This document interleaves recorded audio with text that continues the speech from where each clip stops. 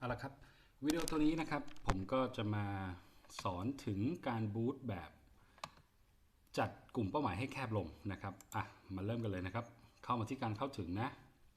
แล้วก็อย่าลืมนะครับตั้งชื่ออะไรให้เรียบร้อยนะครับดำเนินการต่อเปลี่ยนชื่อนะครับแล้วก็เลือกเพจนะแล้วก็ลงมาเรื่อยๆครับจะเอากลุ่มเป้าหมายที่บันทึกไหมหรือจะสร้างใหม่ก็แล้วแต่อันนี้เนี่ยผมจะให้เป็นสร้างใหม่แล้วกันเนาะก็เราจะเข้ามาที่ตรงนี้นะครับสมมติผมเอาเป็นคนในลาวก็ได้ทั้งประเทศนะฮะอายุอายุอายุอันนี้ก็อย่างที่บอกนะฮะลูกค้าคุณอายุเท่าไหร่คุณก็ตั้งของคุณไปนะสมมตินี้ผมทำให้ดูเฉยๆนะครับมาถึงตรงนี้ครับเราใส่ความสนใจเช่นเครื่องสำอางนะเครื่องสำอางแล้วอะไรอีกก็ใส่ไปเช่นผิวพรรณคว้าโทษใบหน้านะครับช้อปปิ้งออนไลน์นี่จะไม่เกี่ยวนะเอาออกก่อนการร้านเสริมสวยสมมุตินะครับใส่เข้าไปความงามสกินแคร์ใส่เข้าไปก่อนนะครับนี่คือ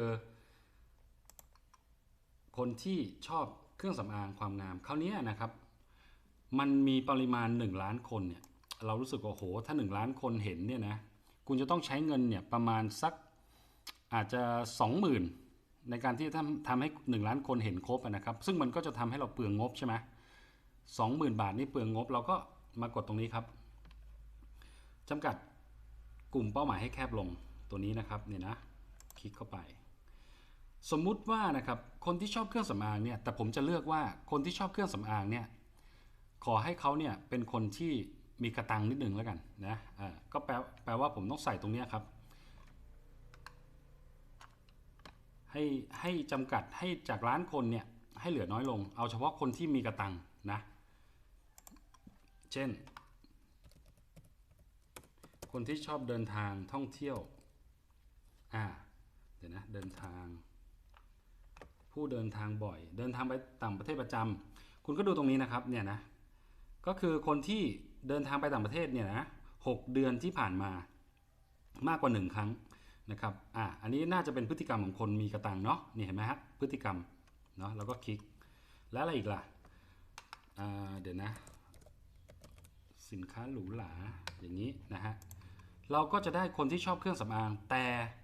มีกระตังเดินทางท่องเที่ยวเป็นคนที่ชอบเครื่องสำอางแบบแบรนด์เนมเนาะสินค้าหรูหราอย่างเงี้ยนะครับเห็นไหมครับกลุ่มเป้าหมายเมื่อล้านคนเมื่อกี้เนี่ยก็จะเหลือ500,000ละเราพอใจหรือยังนะครับถ้าเราพอใจแล้วเราก็กดแค่นี้ได้เลย500,000 คนแต่ถ้าเกิดยังไม่พอใจครับเราก็ดูอีกนะฮะเช่นอะไรดีคนที่ต้องชอบรถยนต์หรูด้วยนะต้องชอบเบนซ์บีเอ็มประมาณนี้นะฮะลองดูแล้วเดี๋ยวความจำนวนคนเนี่ยเดี๋ยวมันจะแกว่งอยู่ช่วงนี้นะครับเดี๋ยวเราใส่แนะนำอีกผู้เดินทางบ่อยBMW เลยชัดเจนไปเลยนะครับหรือคนชอบทองนี่นะครับคนชอบเพชรอะไรอย่างเงี้ยนะฮะแต่ถ้าใส่มากเกินมันจะขยับขึ้นเรื่อยๆนะสมมุติว่าผมเลือกเอางี้ดีกว่าคนที่ชอบสินค้าหรูหราอย่างเดียวก่อน